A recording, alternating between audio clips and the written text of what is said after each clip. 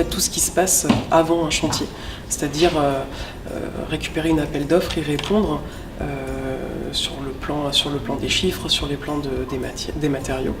On calcule tout ça et ensuite on fait la mise en œuvre du chantier. En fait, notre but, c'est d'être polyvalent et de pouvoir répondre à ces exigences.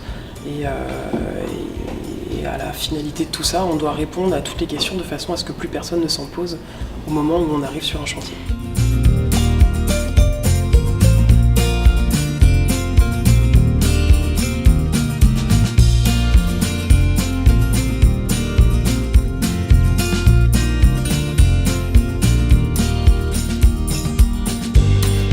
Après avoir usiné les pièces dans l'atelier de fabrication, elles sont ramenées ici dans l'atelier d'assemblage où elles sont levées entre elles.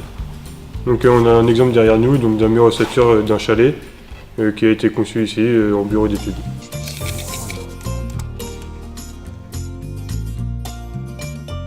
Après avoir été assemblés, les murs ossature bois sont emmenés dans l'atelier de levage où ils sont bien levés et assemblés entre eux.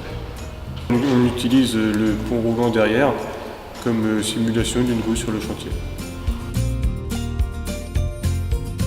En effet, j'ai pu faire un stage en première année qui consistait à apprendre de A à Z un chantier. Donc j'ai effectué tout ce qui est gérance de chantier, achat et tout ce qui est gérer le budget aussi.